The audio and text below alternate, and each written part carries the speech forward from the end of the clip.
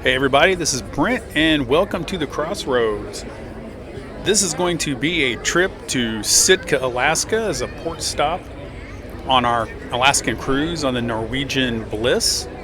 And it started off with this mass of humanity in the early morning to get off the boat. They acted like this was kind of the first time they've ever done this.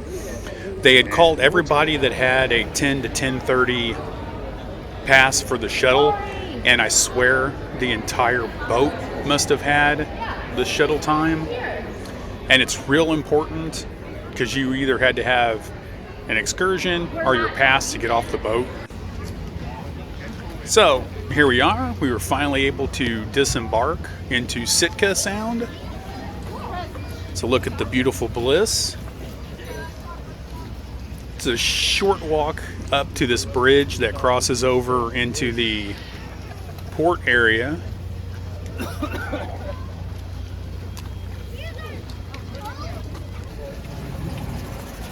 And once you get into the port area, most of it's covered, which is good because Sitka is one of those places that gets a lot of rain. It was raining and drizzling when we got there earlier, but later on in the afternoon, it stopped. It was nice. Now this is where you can either pick up tours that you've booked on the boat, or this is where we had talked about the shuttle service to downtown. The shuttle is free and it departs every 10 to 15 minutes, but you must pre-book your tickets to be able to get on. Return buses run about every 10 minutes. You do not have to pre-book return. As you can see, it's set up with lots of, make you feel like cattle running through it.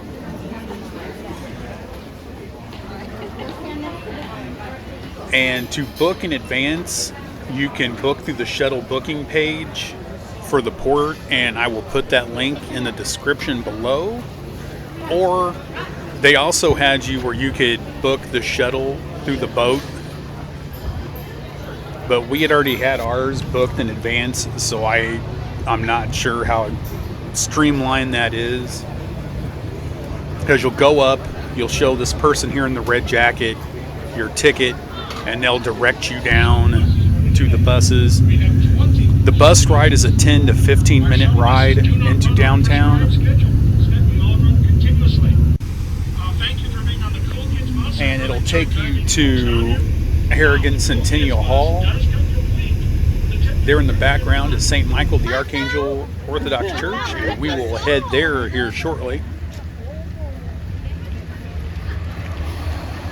And here's where the buses drop off and pick up at Harrigan Centennial Hall. And outside, there are lots of places and vendors that you can book excursions through. And this is where we booked our excursion, which was essentially a shuttle service to take us out to Fortress of the Bear. And it would also take you to the Raptor exhibit if you wanted to go there. It took everybody to Fortress of the Bear, and then you had a choice to either go to the Raptor house or to go back to downtown. And we just stayed on the bus to go back to downtown. There's exhibits. It's kind of like a visitor center, and there's restrooms there. I said I want to do in Alaska was get the reindeer sausage, and here it is. Let's try this thing.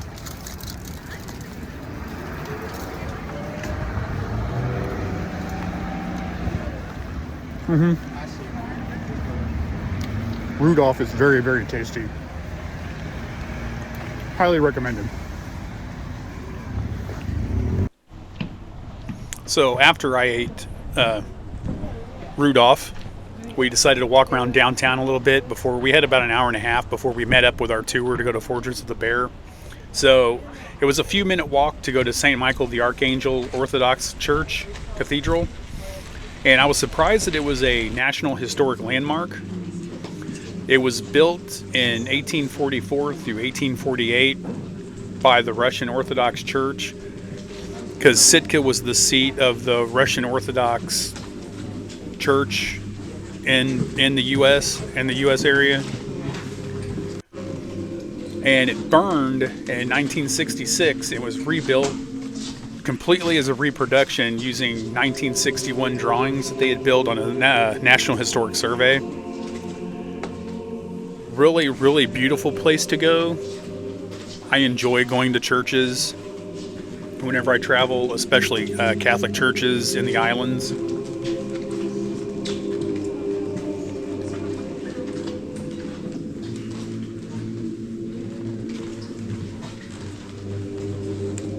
And this was another free activity. There's lots of free activities to do in Sitka. Some things you have to pay for, some things are free, and we'll get to some of the other free stuff at the end of the video when we go to the Sitka National Park.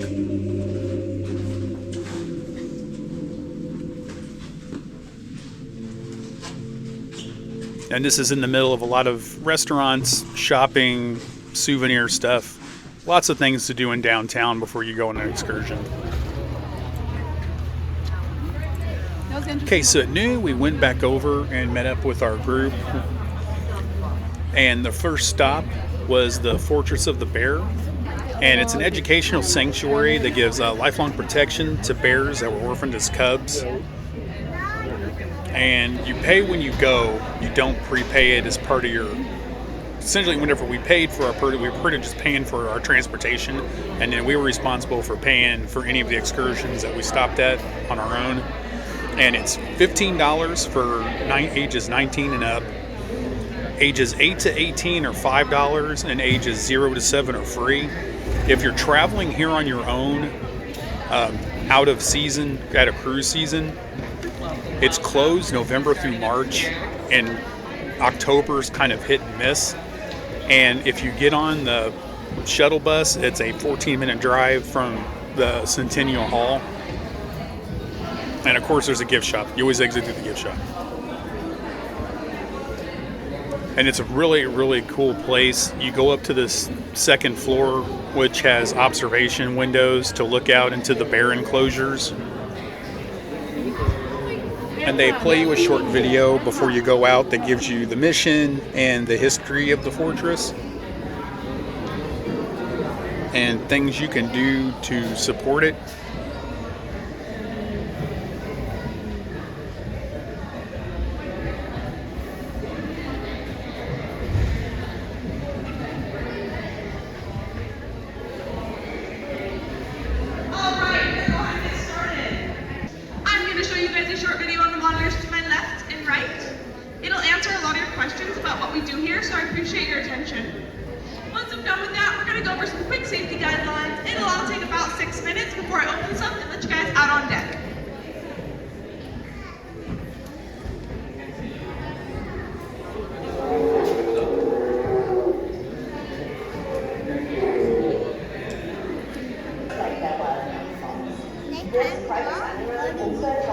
Yeah, it was really cool just watching the bear, just chilling in the water, just playing around.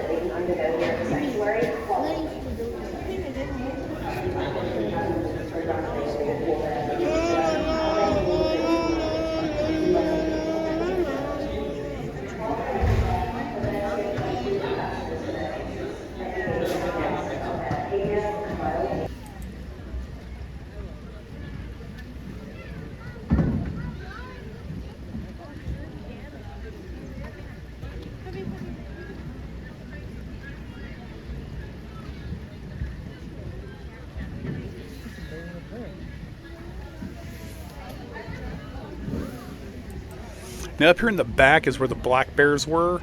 The black bears never really came into view. Every once in a while you catch a fleeting glimpse of them. That is Nuka playing in the pool, and then Nikiski, who's over there walking around. These two are sisters. They are 7 years old, and they were born in Seward, Alaska. They were orphaned when their mother was shot for breaking into someone's unprotected chicken coop.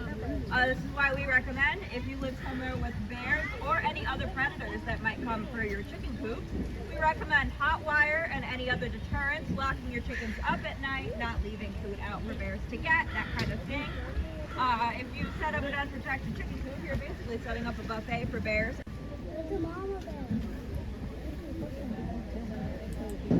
Okay, and this is the other side with the other two bears that they have right now.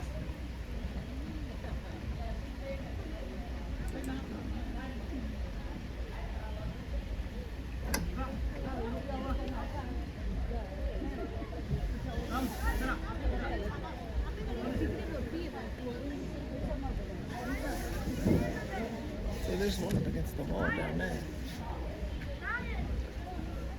Yeah, I saw him here further back. Oh, just there. Looks like there's 2 and 2.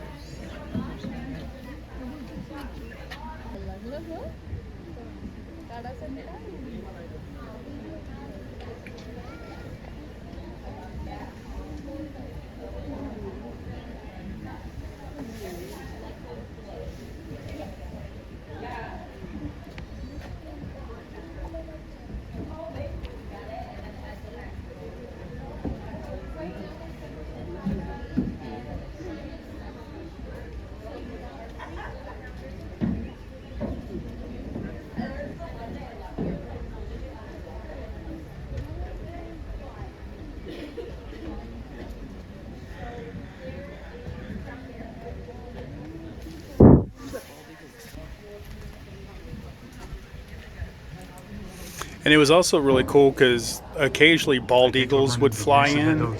I didn't capture any of them on film, but people say the eagles would fly in all the time. And here we are, exiting through the gift shop.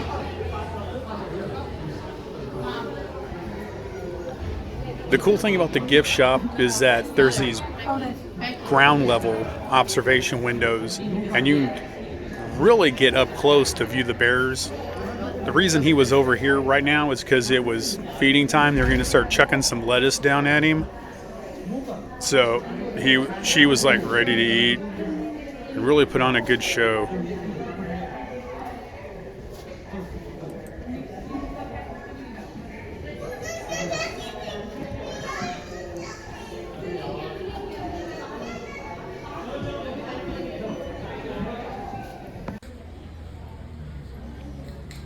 Then when we got back outside, the one thing to say about Alaska is like, they ain't joking. There was a bald eagle just like perched up on top of one of the poles.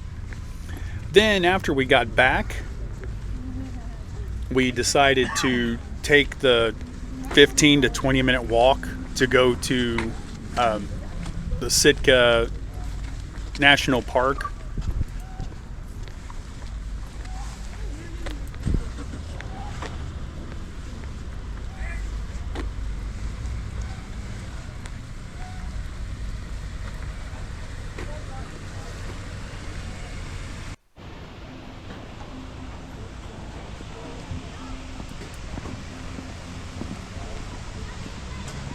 And the Sitka Sound Science Center is also something else you can do on your way. And it's a nice, 15 to 20 minute walk. You get a look out at the sound.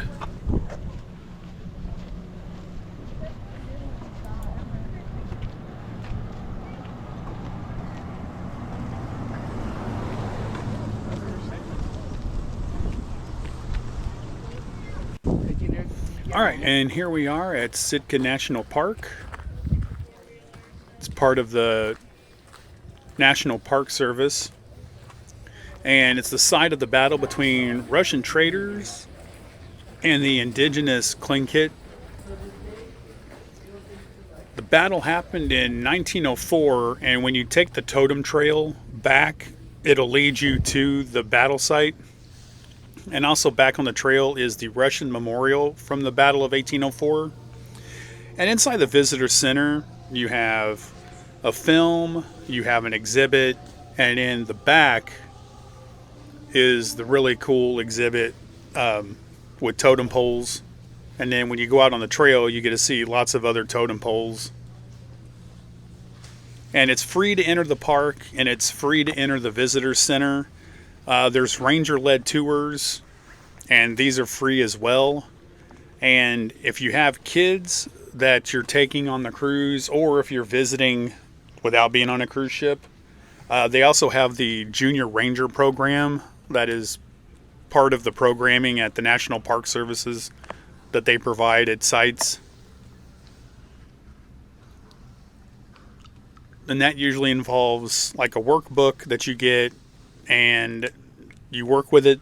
Let your kids work through it as you go through the exhibits, and then they'll usually get a badge at the end of it. And then here's the totem room.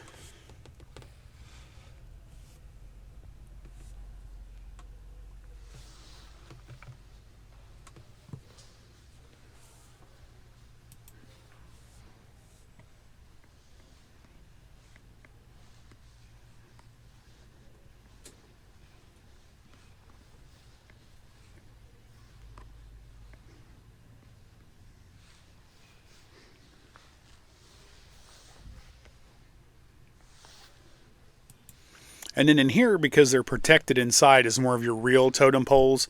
A lot of the ones that are out on the trail are reproductions that were copied by local people off of the originals.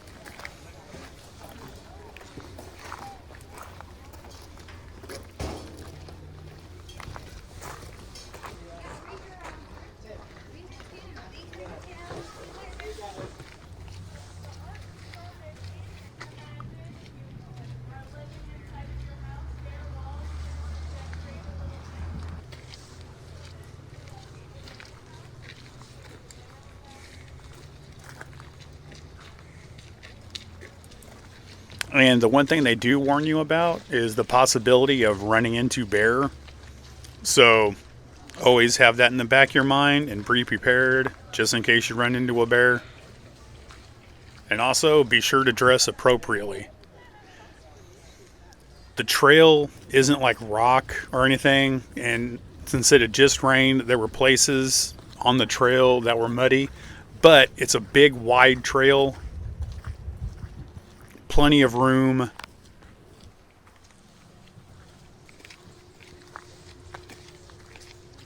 I didn't show every totem pole we came across, just some of them. There may be a video later that covers just this, like an extended view of all my footage from the park. But since this one was the full port video, oh my god, I went sideways. I didn't fall, I swear.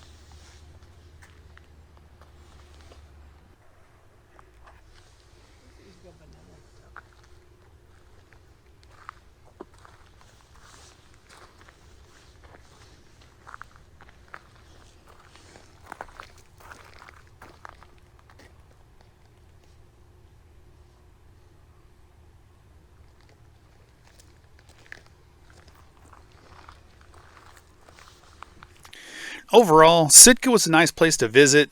I'm glad we were in as a port stop. Is it a place I really feel like I need to go back to? Not really. I feel like I saw the touristy stuff that I really wanted to see. So if I go back, I could find stuff to do. If I don't go back, I mean, I felt like it was kind of a one and done. Still a nice place to visit if you haven't been. So if you go on an Alaskan cruise, hopefully you'll stop in Sitka that one time. Enjoy it. And this is Brent signing off, and I hope to see you out at the Crossroads. Bye.